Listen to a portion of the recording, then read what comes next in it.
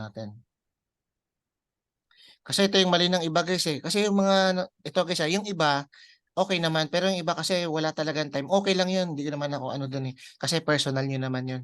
Pero ang sa akin lang kasi, bakit hindi pa kayo nag-i-improve talaga? Kasi hindi nyo binibigyan ng time yung trading na mag-aral. Kasi naka-mindset kayo na kailangan kumita talaga ako dito. Kailangan kumita talaga ako ng in just 1 week. 1 month old pa lang ako sa trading, dapat may million na ako, dapat may 100,000 na ako. Dapat yung 5,000 ko magiging 100,000 agad. Kasi naka-enroll na ako eh. Hindi ganun. Walang ganun guys. May process yan. Kaya ito, strategy lang to. Ito yung strategy natin na ginagawa.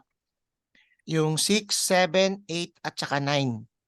Yan guys, 10% lang yan. 10% lang to para maging successful ka sa trading. Ito yung magpapabigay sa'yo ng 90% accurate.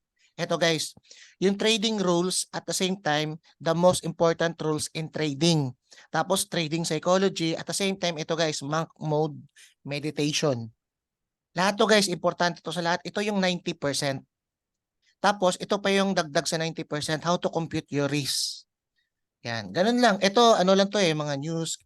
Ito, dagdag to sa 10% lang. Pero guys, itong how to compute your risk, napakalaking bagay yan. Huwag niyong iwawala yan. Okay? Kasi part yan ng 90%. At the same time, ito yung mga walang kwenta na 10, 11, 12, 13 na hindi nyo pinapanood. Yan yung 90% ng trading. Okay? Diyan talaga magbabago lahat sa 90%. Ito guys, ano lang to eh, kumbaga 10% lang talaga to. Ito yung magpapabago talaga ng trades nyo sa lahat. Okay. Kaya sa akin guys, hindi naman ako sa ano eh. Pero sa akin kasi, sayang yung iba na hindi pa natututo kasi wala talagang time. Yun. Tapos minsan ano, minsan free naman, wala namang ginagawa. Tapos nag-live ako, hindi naman sila pumapasok. Pero okay lang yun. Pero kung busy ka, okay lang talaga yan. Yan. Kasi importante naman dito, ano yan eh. Basta ganun lang guys, ganito lang oh. Parang nag-enroll ka sa school, hindi ka naman nag-aral, hindi ka naman pumapasok. O diba, hindi ka talaga matututo nun. Pero pag busy talaga yun, siyempre may recorded naman. Ang ginagawa ko mamaya, ipapasa ko na naman to sa GC. Depende na lang sa kanila yan kung papanoorin nila. Basta guys, ito yung pinaka-technique dyan. Walang hype. Walang hype pa, walang hype to. Ito, real talk to kasi syempre lahat kayo student ko, kung ano yung dapat yung malaman, kailangan kong ituro yun. Walang joke-joke, walang lokohan. Ito yun. Ito, winning strategy ko to. Ang taas ng winning average nito. Mamaya papakita ko pero ito yun, 10% lang yan, ulitin ko. Ito guys, yung magpapabago ng mindset nyo. 10, 11, 12, 13. At saka yung 5. Napaka-importante niyan. Yan yung mga binabaliwala ng, kasi guys, ang mga nagiging successful sa trading, guys, 5% lang. Minsan 3% lang eh. 97% to 95% na mga fail na hindi talaga kumikita sa trading, yan yung nakafocus lang sa strategy. Kaya ngayon, tuturuan ko kayo, lagi ako nagtuturo na kailangan babaguhin nyo talaga yung mindset nyo. Iwasan nyo yung tumingin sa public na nakita nyo ang lalaki ng income, ganito, tapos ang daming tumaya. Wag guys, may mga behind the scene yun.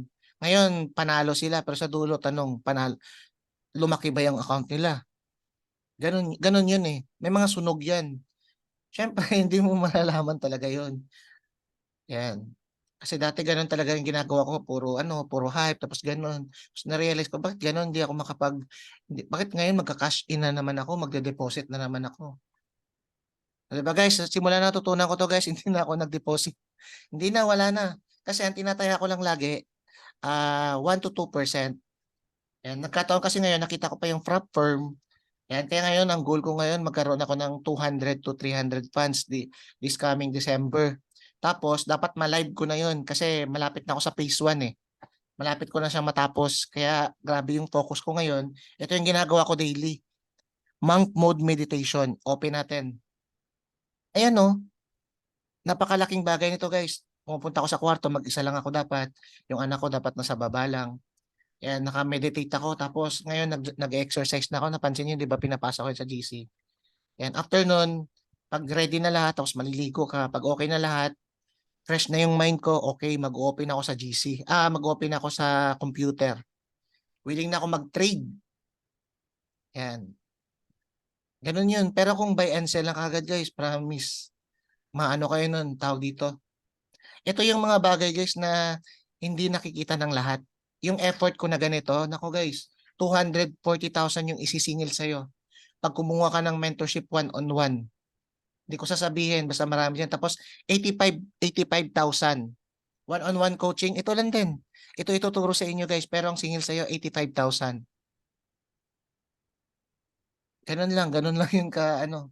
Pero syempre, bahala na sila doon kung anong ano nila. Okay, kaya ito guys, napaka-importante nito. Yun. Ito, good day sir. Ano pong bayad siya sa Audi card? Ito yun, kakasali lang ni sir. Yan.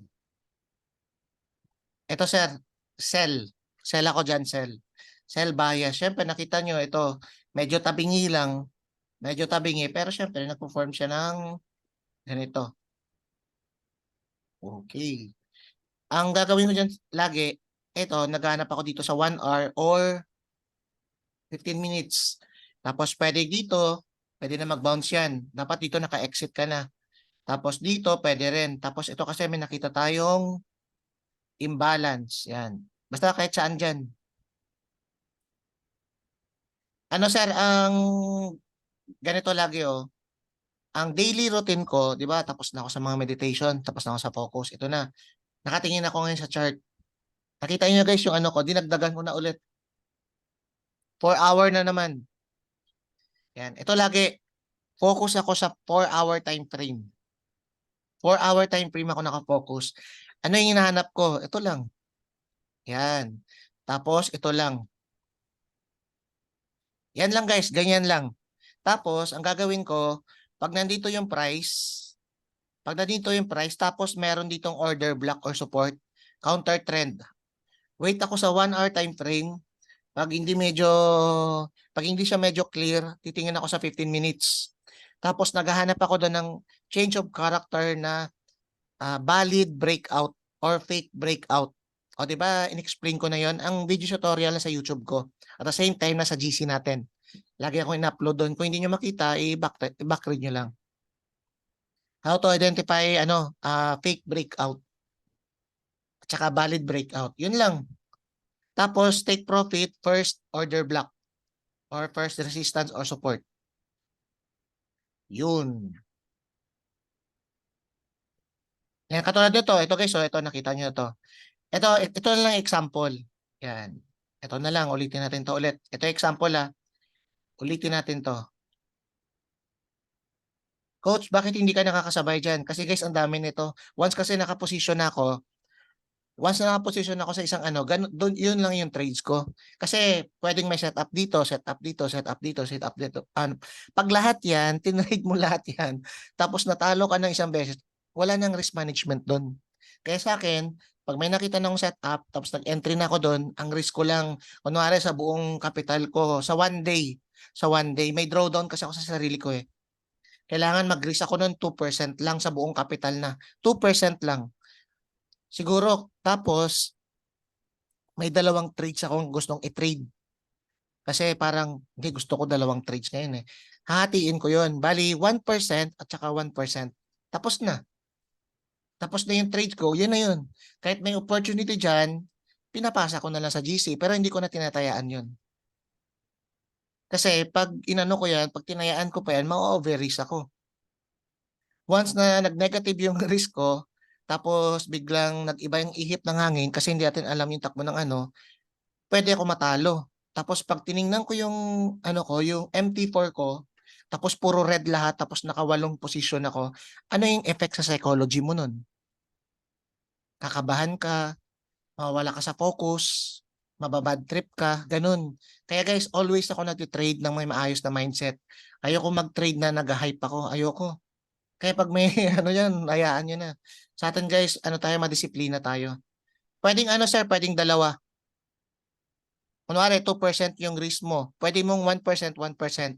Pero kung diretso ka sa 2%, edi isang trade lang po. Yan. Tama yun sir, tama. Ganun guys yung pagdidisiplina ko sa sarili ko kasi pinapahalagan ko yung number 10, number 11, number 12, number 13, number 5. Ganon. Guys, wala pa akong nakitang successful na tao. Ito guys 30 years or 35 years na sa trading legendary. Tinanong siya, alam mo ba kung lilipad to o hindi? Sa mga interview niya. Sa YouTube ko yan na pinapanood lagi. Lahat ng mga successful na trader sa buong mundo madisiplina. Wala akong nakitang successful sa buong mundo na hindi madisiplina. Wala kang makitang ganong story. Yung nagsusugal, wala. Pero makikita mo yan panalo. Panalo siguro mga ano. Pero sa dulo, sunog yan. Lahat guys na mga successful na sa trading, iba yung mindset. Hindi sila hype, relax lang, parang kalmado lahat. Yun din yung ginagaya ko. Kaya medyo natagalan ako doon, pero sa loob ng 6 months, na-master ko siya. Kaya guys, kung kayo 1 month pa lang, 2 months, naiinip na kayo, nako. Medyo, siguro baka hindi para sa inyo yung trading.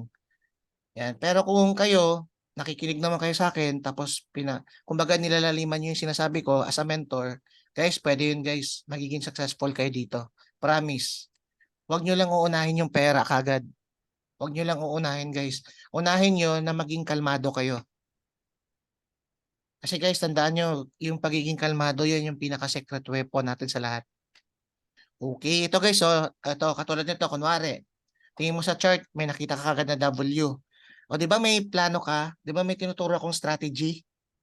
Di ba alam niyo yun, di ba? O yun, dahil natinuruan ko na kayo, nakapag-meditate na kayo, kalmado na kayo, nakita nyo to. Gagawin mo, ganito, ipa-plot ko yan. Ito, resistance to. Sakto, nandito yung price.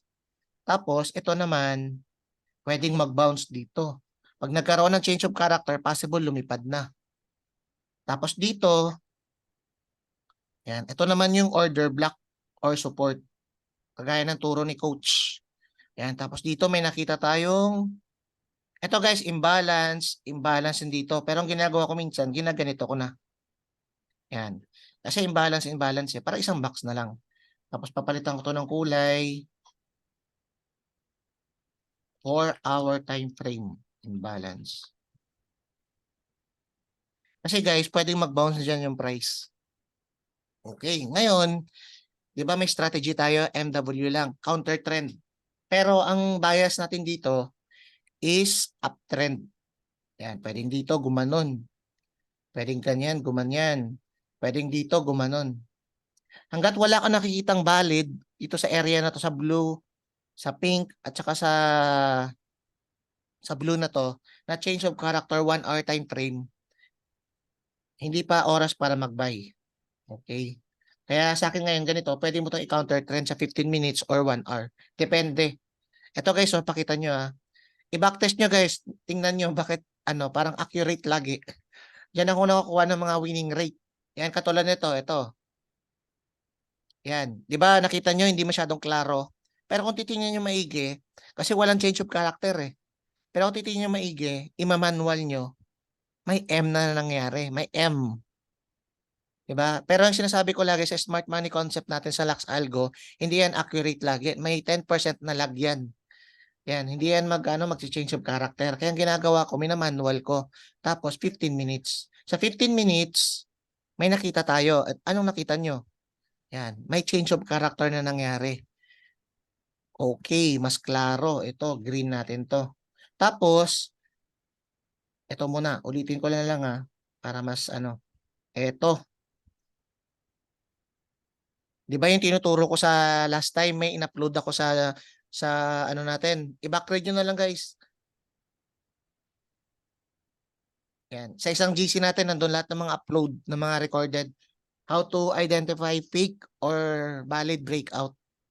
Okay. Ito guys, ito yung importante sa lahat. Yan.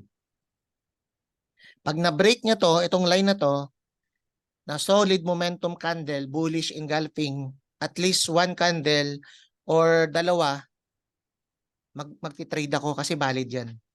Yan, katulad nito. O ngayon, anong nakikita nyo guys? Bullish engulfing. Okay, one pa lang yan. Hindi ito na ano hindi niya to na break.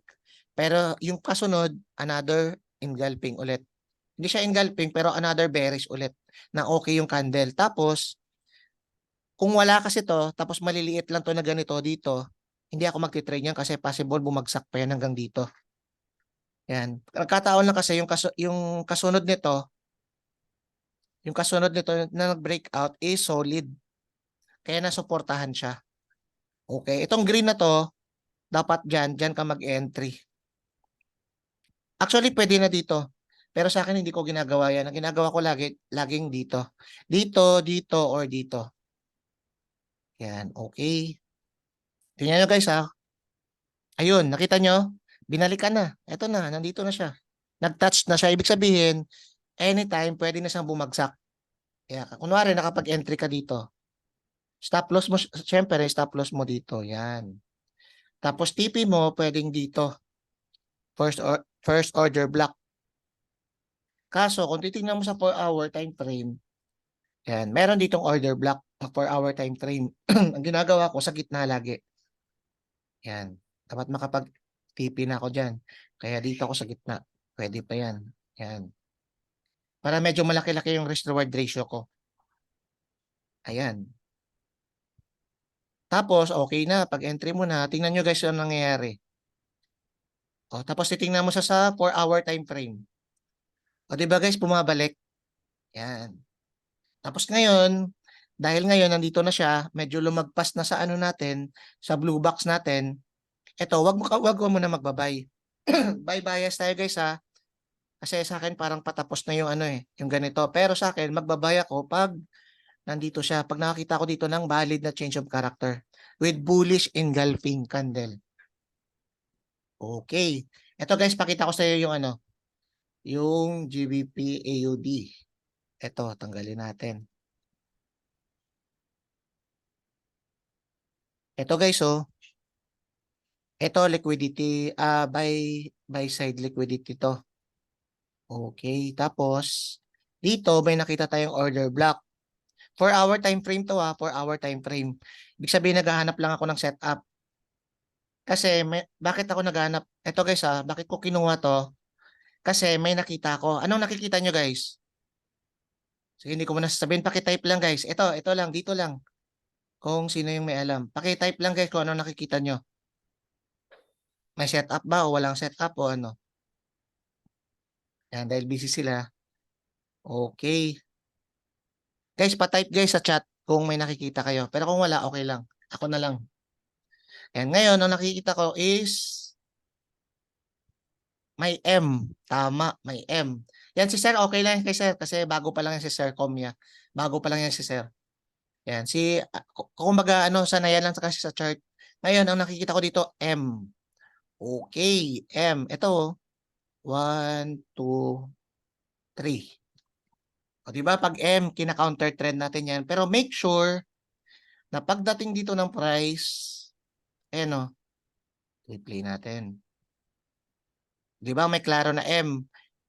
Sabi ko, ang rules natin, magka-counter trend tayo ng ganito pag itong area na to is nasa support. Ito. Yan, pag nasa support yan. Kaya ang gagawin natin, titingnan natin sa left side. Guys, meron tayong nakitang support at the same time, order block. Okay, klaro yan Ayan yan, yan, yan, yan, yan. Okay. Gagawin natin, sell bias tayo dito, pero ika-counter trend natin. Okay, dito pwede ka mag-sell. Simple and basic lang guys, pero laki ng win rate. Ito na pabago ng trade ko guys Tingnan nyo lagi Tingin tayo sa 1 hour. Di ba? Set up to 4-hour time frame. Saan tayo mag-entry? Sa 15 minutes, basta clear lang. At the same time valid. Or sa 1 hour time frame. Okay. Dahil ngayon, gusto natin mag-entry na. Tingin tayo dito. Yan. Tingnan natin. Magbabay tayo. Oops. Oops. At saka at the same time guys. Ito guys. Sa mga nagtatanong lagi. Coach, ano ba yung kill zone? Ito na, kill zone. Ito, tapos na yung kill zone. Ibig sabihin, ito na, kumbaga dito sa area na to, pag may lumagpas dyan, ano na yan, kumbaga, prone ka na sa liquidity. Yan, pwede ka na kunwari, pag lumagpas dito, katulad nito, di ba, ito yung kill zone. Dito siya hanggang dito yung kill zone. Yan, hanggang dyan. Tapos, lumagpas na. Lumagpas na. Ito na yung tinatawag na legit na kill zone. Kasi niliquidate niya muna to. Marami kasing nakabay dito guys eh. Kasi dito, maraming mga nakabay dyan dito. Dito pala. Yung mga nagbuy dito, tapos may mga stop loss dyan. May mga stop loss dito na naiwan. Na akala nila, lilipad na yung market hanggang dito. Dito. Yan. May mga stop loss dyan kasi support to eh. Ito guys, so support to eh. Support. Yan. Tapos dito, may mga naiwang stop loss. Yan. Kaya tingnan nyo guys, hinit niya yung mga stop loss dyan. Yun. Tapos pag may nakita kayong kill zone, tapos lumagpas pa yung price, yan yan. Yun na yun. Perfect yan. Kumbaga, maganda mag-buy na dyan. Okay, maganda mag-buy. Lalo na pag nasa support pa. Ngayon, tingin tayo ng confirmation. Dahil tapusin ko lang, sir. Sir, at ito lang, sir, oh. Tip sa gold. Okay, punta ka sa gold. Sa tutorial natin yan, sir. Nandyan sa video lang.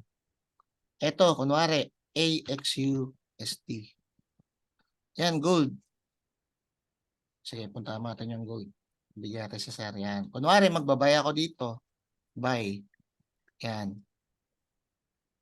Ito yung pips niya. 769 yung stop loss. Ito, 769 sa baba. Kaya ang gagawin mo dito, gold ka, tapos, kunwari, ilan ba yung capital mo? Sabi natin, $1,000. Magkano ba i-release mo? Di ba ang rule natin, 1 to 2%?